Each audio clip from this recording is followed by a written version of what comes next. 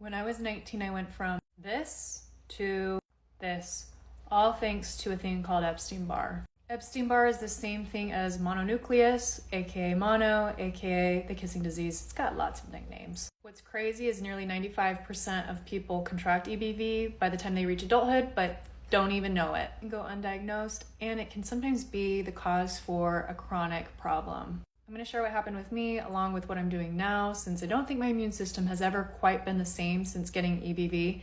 So hopefully this helps somebody. So here I am at college, I'm feeling great. One day in the afternoon, I just feel extremely tired, and I was hanging out with my best friend Dev, and we were in her dorm room, and I'm like, can I just take a nap in your bed for like an hour? 4 hours go by and I wake up and I look like this. My eyes are swollen, my nose is a little swollen, and I kind of sent it as a funny photo to my friend group, being like, my face is different. Not knowing that I was seriously sick, I went to bed that night, and when I woke up, I felt horrific. It's funny now, but it was not funny. But I had crazy, my lymph nodes were really swollen, my eyes were swollen, my nose was swollen, my face was swollen. I thought I was having an allergic reaction, but I could still breathe. My throat started to hurt. I started to kind of get the shivers, fever. I just felt so crummy. By day 2 or 3 of feeling like this, at midnight, I was having such a severe fever. I ended up calling my tennis coach, asked her to take me to the ER since I didn't have a car. And while we were driving there, I have a cousin who works in the ER. He's a great doctor. And I started telling him my symptoms, and he says, it sounds like you have mono. Make sure they test for it. So I go there, I have them test for it, and I get misdiagnosed. Turns out there's 2 types of tests you can do for mono. There's the monostat, which is a rapid test, and then you can actually do like a full blood workup. And they had done the monostat, and that came up negative. And that's what happens a lot of the time. So I put my cousin on the speakerphone, and he asked them to do a full workup. And once they did that, then it came back that yes, I did have Epstein-Barr. So if you're feeling like you could have Epstein-Barr, make sure you ask your doctor to do a full blood workup, not the monostat. So here's my dorm room. I was the biggest Justin Bieber fan. Apparently I completely forgot about that, but they told me I had a quarantine and I needed to sleep. I couldn't see people. I needed to drink a lot of fluids and eat extremely healthy. No sugar, no gluten, just high protein and a lot of greens.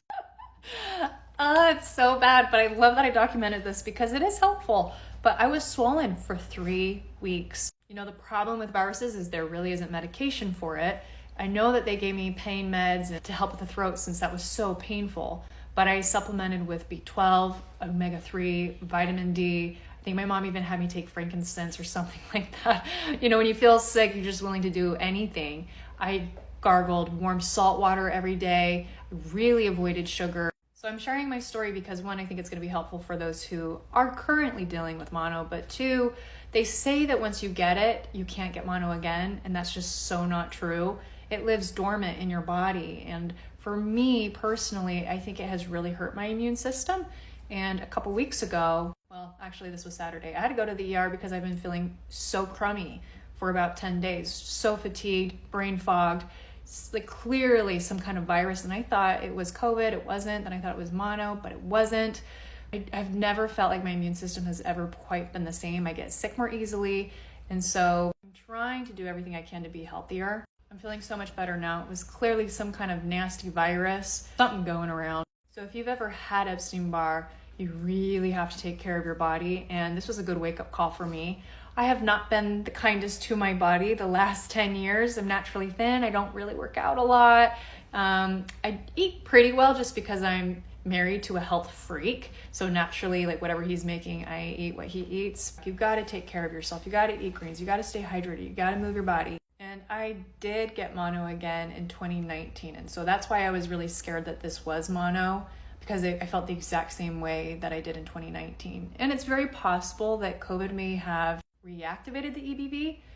There are some studies that say that that is a possibility since it does lay dormant in your body. And then if something, activates it or triggers it, you've got it again. I think the other really scary thing is EBV is really not understood by conventional doctors. I have found that holistic doctors know more about EBV because they use conventional medicine alongside natural remedies, and the combination of the 2 seem to work the best. Going back to when I was 19, I eventually started to feel better around week 5 or 6. The swelling did eventually go down, but very slowly. So if you're currently going through Epstein-Barr, go ahead and ask your questions in the comments. TikTok community is amazing. There are a lot of people who have gone through this. And if you have gone through this, please share your tips in the comments so that we can all read through it. That is why I love this app. Anyways, that's my story. I'll talk more about it probably again.